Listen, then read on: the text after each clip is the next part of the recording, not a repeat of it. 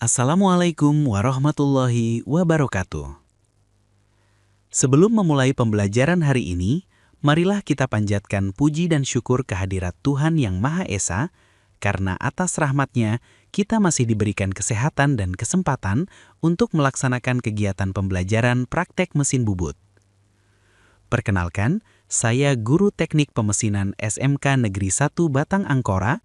Pada pertemuan kali ini, kita akan mempelajari dan mempraktekkan pekerjaan membubut tirus dan mengulir. Kedua jenis pekerjaan ini merupakan kompetensi penting dalam pemesinan bubut, karena sering digunakan dalam pembuatan komponen mesin seperti poros bertirus, baut, mur, dan sambungan mekanis lainnya. Melalui pembelajaran ini, diharapkan kalian tidak hanya memahami prinsip kerja dan langkah-langkah pembubutan tirus dan ulir, tetapi juga mampu mengoperasikan mesin bubut dengan benar, teliti, dan aman sesuai prosedur K3. Ketelitian dalam pengaturan sudut tirus, pemilihan roda gigi ulir, serta ketepatan pemakanan akan sangat menentukan kualitas hasil kerja kalian. Oleh karena itu, perhatikan setiap penjelasan, ikuti instruksi dengan baik, dan selalu utamakan keselamatan kerja selama praktik berlangsung. Jika terdapat hal yang belum dipahami, jangan ragu untuk bertanya. Baik, untuk mengawali kegiatan pembelajaran hari ini, mari kita siapkan alat, bahan, dan mesin bubut sesuai dengan job sheet yang telah dibagikan. Baiklah, sekarang kita akan belajar membubut tirus ya. Di sini benda kerja sudah kita siapkan, berapa ukuran tirus yang akan kita kerjakan. Jadi, pembuatan tirus itu jelas sudah tentu ada diameter besarnya dan diameter kecilnya, dan panjangnya berapa. Jadi, untuk menghitung itu, kita bisa menggunakan rumus manual dan bisa menggunakan rumus di Android ataupun menggunakan aplikasi Taper di Play Store. Biar lebih mudah, dengan sudut kemiringan 13 derajat.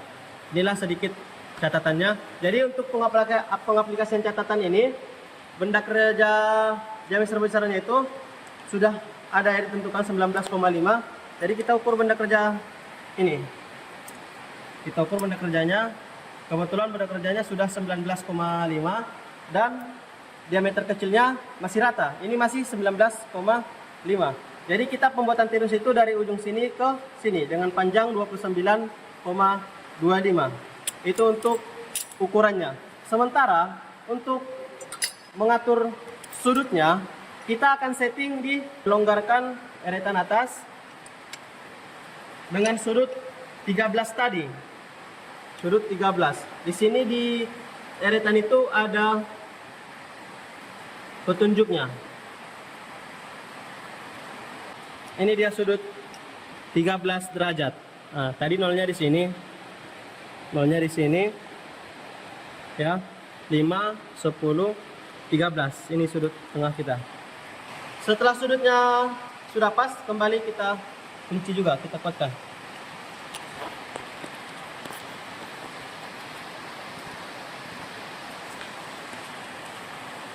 Ya, sudah kita kuatkan. Sebelum kita makan, titik nolnya harus kita tentukan. Titik nolnya yaitu menyentuh sedikit benda kerja. Begitu menyentuh, kita geser ya. Sama-sama kita ketahui bahwa pemakanan tirus itu bukan menggunakan eretan melintang, melainkan menggunakan eretan atas, ya. Tapi kalau ukurannya tetap di ukuran melintang. Ini kita sudah tentukan nolnya. Coba kita makan sebesar 2 mili. Kita makan dulu. Kita makan sebesar 2 mili.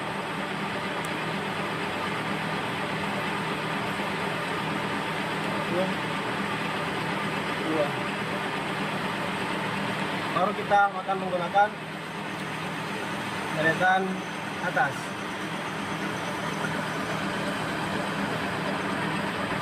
Pastikan pada saat sekali jalan tidak ada lagi pahat menyentuh benda kerja. Setelah selesai pemakanan pertama, kembalikan ke titik awal lagi dan tambah di eretan melintang sekitar 2 mili lagi. 2. Baru dimakan kembali.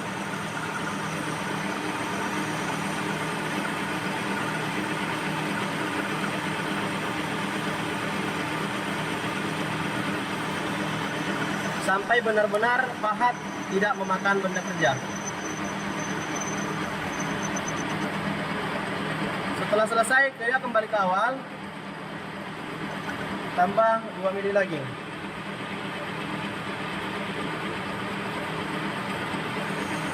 Baru dimakan.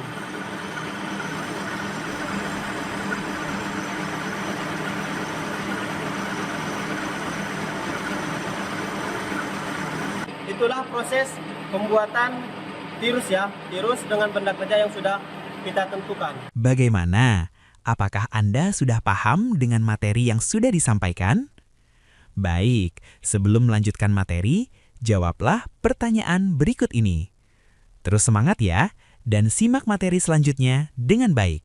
Kita akan mengerjakan ulir ataupun dalam mengulir, ada beberapa jenis ulir ataupun ukuran ulir yang harus dikerjakan sesuai dengan kemampuan mesin bubutnya.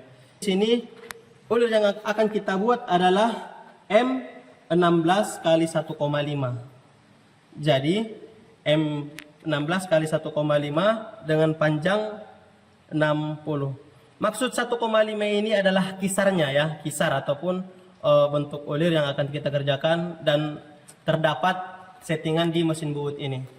Setelah itu kita akan setting pahat ya, ini pahat ulir ya. Jadi kalau untuk mengulir itu pahatnya khusus, jadi pahatnya harus disetting sesuai dengan center. Setelah itu kita sesuaikan pahat dengan benda kerja. Penyetingan pahat ini bisa menggunakan manual dan bisa menggunakan plat ya, plat V namanya, plat.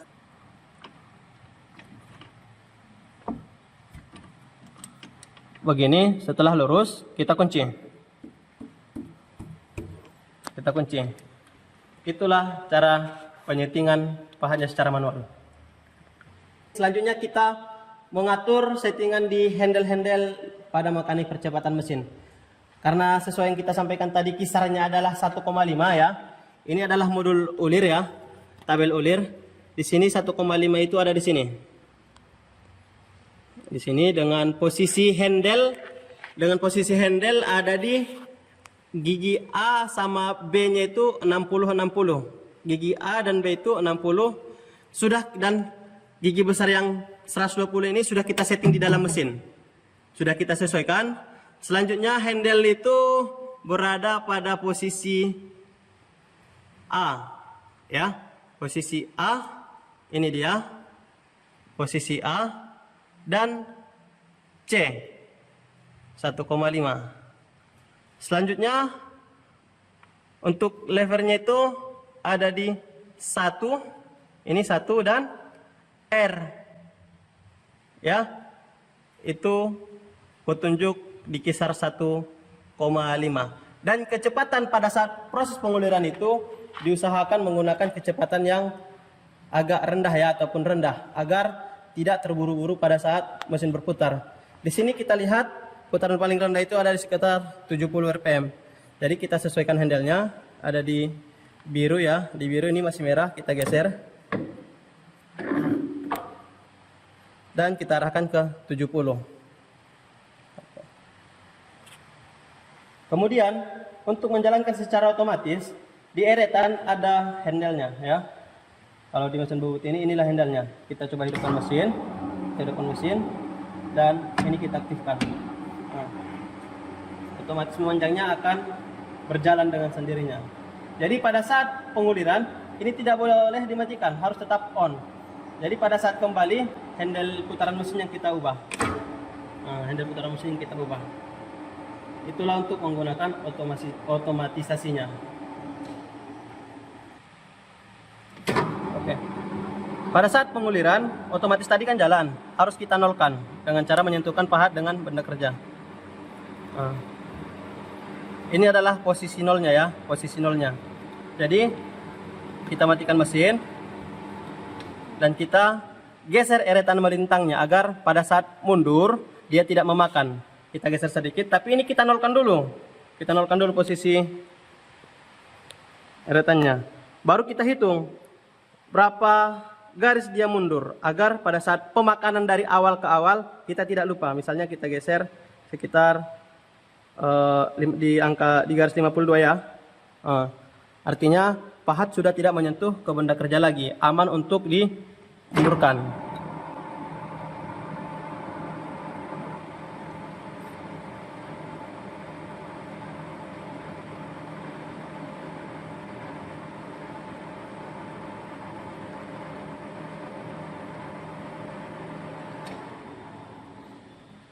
Setelah itu, kita kembali ke nol tadi ya. Ini kan masih di 52 nih. Kita kembalikan ke nol. Kita kembalikan ke nol. Baru pada saat penguliran, kita makan pemakanan itu, sekali pemakanan itu sekitar 1 mili.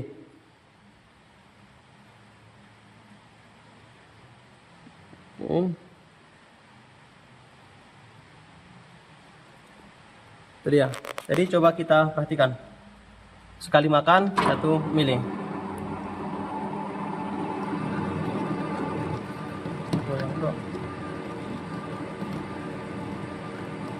Atas 1 Pak.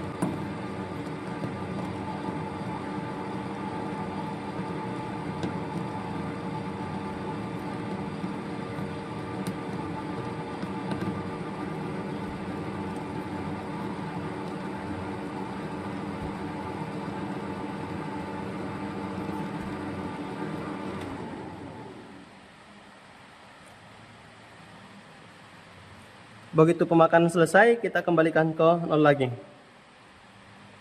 Ke 52 pun bisa, agar pada saat mundur tidak terjadi pemakanan.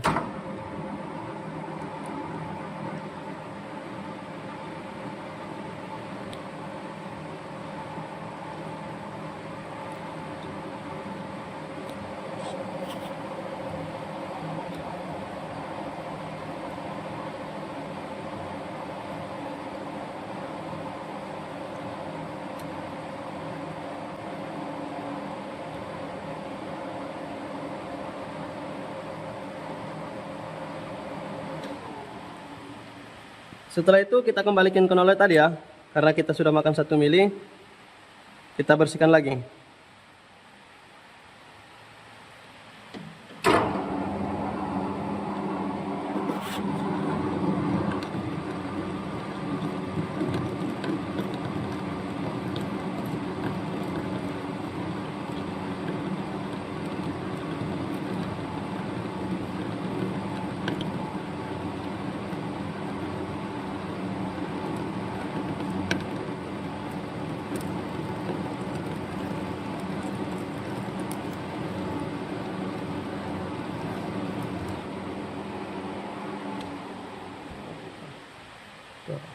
Begitulah cara untuk proses pembuatan ulir.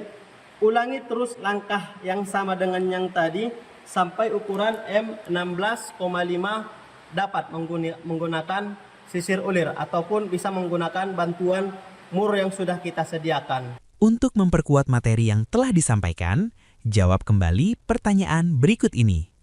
Belajar yang benar dan semangat ya!